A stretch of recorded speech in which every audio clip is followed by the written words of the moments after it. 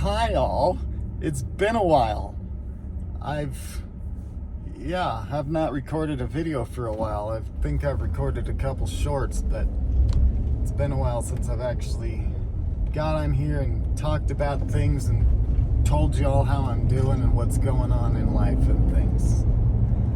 So, my wife, daughter, and I just moved within the same town, still in Colorado Springs, but we switched houses to a more suitable house with a garage so I can do what I need to do, and we're not right in the middle of noisy downtown anymore, so that's great. But that was quite the hassle, like moving always is quite the chore.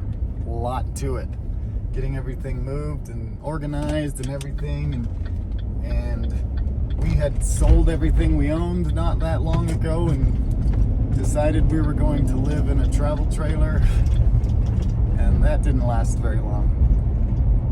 But now we just moved in this new house and didn't have any furniture to put in it, so we're still trying to acquire furniture and things. But I wanted to make a video today and talk about a few things that have come up recently. For the most part, I just live my life.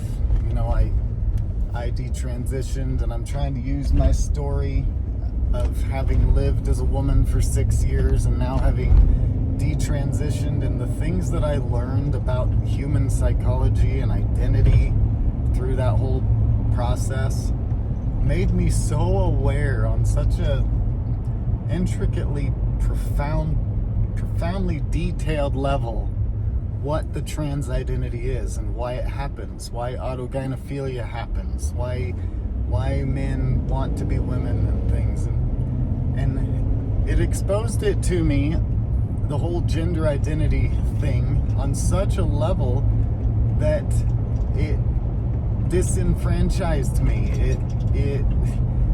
It made me realize how much the whole trans community, trans ideology is like a cult that sucks you in and convinces you that this is what you need to be happy. You're not going to be happy until you get this. This is reality, that you were born in the wrong body, and you just need to accept that and alter your body to align with what should have been. And it disturbs me to no end. I watch people like Amanda and Shay, the Scotts, on YouTube. Shay Scott grew up Mormon like I did. And I watch Shay's videos and I cringe with pain, because Shay is very much on the path that I was on, but Shay has access to the funds to make all these different surgeries happen in an effort to make him happy, to make him feel like he's fulfilled as a woman. And it's so painful to watch these things, to watch this it's like watching a dumpster fire.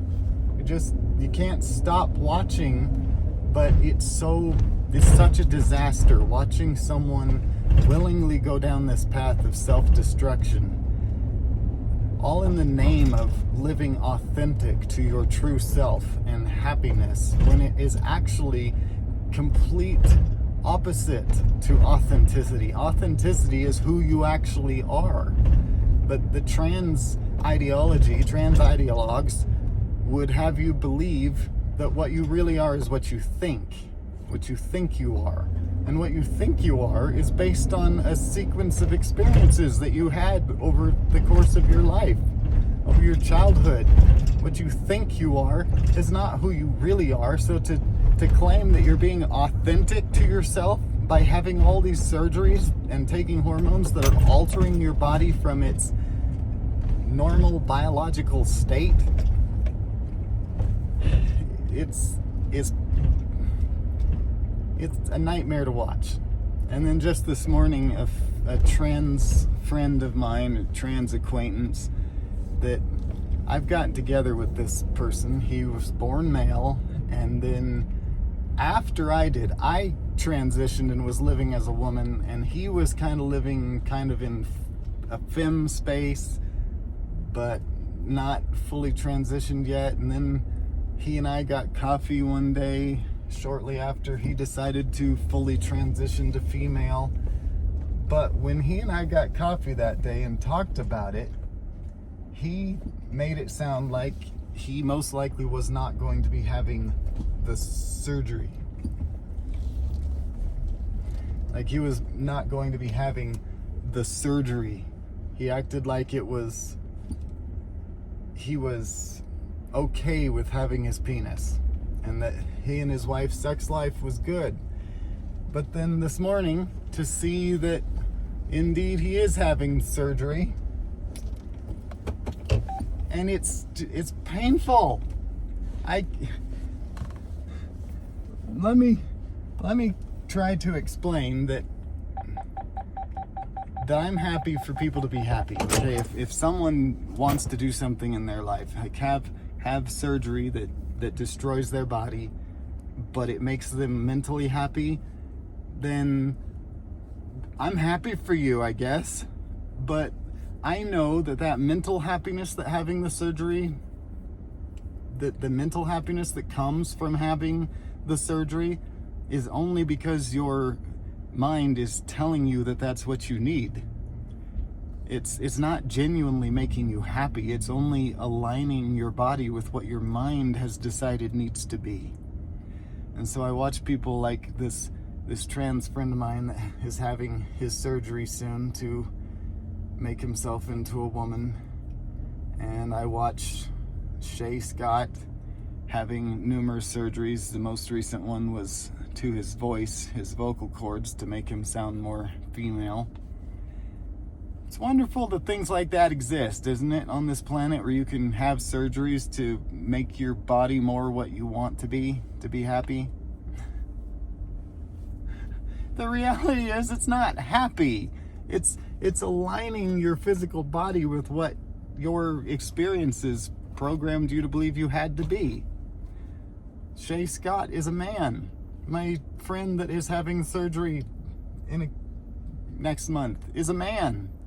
But their personal experiences and traumas and things programmed with them with this belief that they have to be a woman, and they're dragging their families through it with them, like I did. And it's sick and sad, and it's so wrong. And I know people think that me telling my story and truth is doing harm to trans people. If you see harm as preventing someone from hurting themselves, then by all means, I want to harm trans people. I want to harm all the trans people if that means that I love them so much that I want to help prevent them from harming themselves in this way and doing such catastrophic destruction to their body that can never be undone. I have to live with this, and I don't want to watch other people live with this. Having made the decision myself to have the surgery because I knew with everything I was that was the right thing for me to do, and that's what these other people do too. That's what Shay Scott and this other friend of mine, they believe with everything they are that this is who they are, and that's why they have to do this. But that's the danger of it. That's the danger of a delusion. When you're in it, you don't know you're in it, and you just fight for it. You fight to the death for your right to do what you have to do to be happy and to live authentic to yourself. And that's that. And you think that's just how it has to be. I have to be happy. But it's not true happiness to destroy your body and to have to live the rest of your life in this body. This life is to be had in this physical body. You only get one body in this go around. And if you come up with the belief that in order to be happy in this life, that you have to surgically alter this body in order to be happy, that is sad. And I see it so much right now. And I want people to hear my warning that even though you're in it and you fully believe that this is what you want, this is everything you want, and I am so sure about this decision to have surgery to my body, that can change. And when it does, you're not going to be able to go back. Wouldn't you rather in 10 years say, damn, I almost made a horrible choice, but I decided not to, and now I'm glad I didn't. But the reality is, these people that I'm watching go down this path, in 10 years from now, they're going to say, I made a horrid mistake, but I can't undo it. And chances are, a lot of the people that have surgery will die happy, but again, they're dying in their delusion. It's not because they're really happy. You're not really happy when you alter your body from its original biology. The body does not want to function properly when it's altered from its original biological state. And when we go doing so based on an idea of the mind, this is catastrophic destruction to one's body, and I cannot condone it. I cannot in good faith say, well, for some people it's the right path. For some people it's the right path and they're happy, so I shouldn't discourage them. No, it is not the right path for anyone. No one. It feels like it because your mind is telling you so at the time. Shay Scott's mind is telling him that this is what's best for him. He needs to do this. He needs to be a woman. Doesn't mean it's the right thing, and it doesn't mean it's a good thing. It's only because of trauma, because of programming. Look around. Look at the world. Billions of people walking around living perfectly fine and happy in the body they were born in. It's only a few of us that ended up with this sad trauma that caused this delusion. And you can't say that my experience was my experience and that I can't talk for other people, because of course I can't talk for other people, but I have a shared mutual experience that lets me know what is coming for these people when they finally wake up to their delusion. I want people to wake up from their delusion before they destroy their body, before they have parts irreparably cut off. It's been so hard for me to watch these people go through this. Having already been down this path, and then of course people telling me, well, your path was your path. Obviously, we're all unique snowflakes. Every single one of us is a unique fingerprint of a person, and so no person can say that my experience applies to someone else's experience, except for the fact that when it comes to this whole trans thing, yes, I can speak for other human beings. I can speak to the fact that trans is a delusion. It's not possible to be born in the wrong body. That's not a thing. That's something that the trans ideologues spread to try to make this a real thing, to make it something that you have to listen to, that you have to accept. And we see a total bastardization of everything in the world, of women's sports, of women's restrooms, women's changing rooms. It's all becoming so convoluted and diluted and confused because of all of this, because of people claiming their own identity, claiming to be something that they're not, claiming to be a woman when you were clearly born male, claiming to be a man when you were clearly born female. Stop it. Just stop it. None of that matters. Gender identity doesn't matter. What matters is life, enjoying yourself, feeling safe, secure, creative. All of these things are possible to be felt in the body you were born in without changing it. You don't have to change your body to feel these feelings of joy and contentment and creativity. That's not part of gender. That's part of life. Just being a human in this life. We try to bring gender into it as if gender has anything to do with life and happiness and just being a person and being there for those around you, for those you love. Just live your life. Stop worrying so much about how you're presenting yourself, what clothing you're wearing. None of that matters. In the end, none of it matters. There's this movie, this kind of funny, goofy movie about an asteroid that's coming to destroy the Earth, and this rich guy builds a spaceship, and all these rich people get on the spaceship and they leave Earth because Earth's about to be destroyed, and they get to this other planet where they're going to survive happy because they set themselves up to survive the destruction of the planet, and then they get out on this unfamiliar planet and get eaten immediately by dinosaurs. And so that whole path didn't end up the way they had anticipated it to live or pan out. We often in life get ideas of things that we think are going to make us happy, that we think are going to result in our better good. And because those ideas are based on past experiences and traumas and perspectives, we don't always make the best decisions for ourselves. I certainly didn't.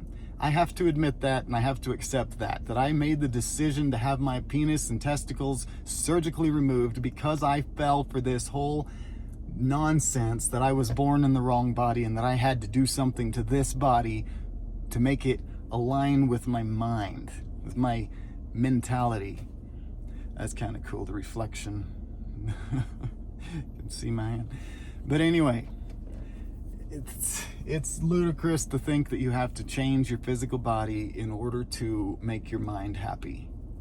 The mind can be happy despite what your physical body is. And that's part of being a human. Sorry. It's part of being alive as a human in a human body, to have discomforts and have things about yourself in life that you don't like. It's your job as a human to learn to like those things, to learn to like school, to learn to like your job. Otherwise, you're just going to be miserable. Same thing goes for in your body. It is your job to learn to like your body the way it is. It's your body. You own that shit. It's your job to love it. It's not anyone else's job to make you love your body or to make your body into something you can love. We want things to be easy. It should just be easy to love my body. I should look in the mirror and just always be like, oh, look at that hot, sexy stud.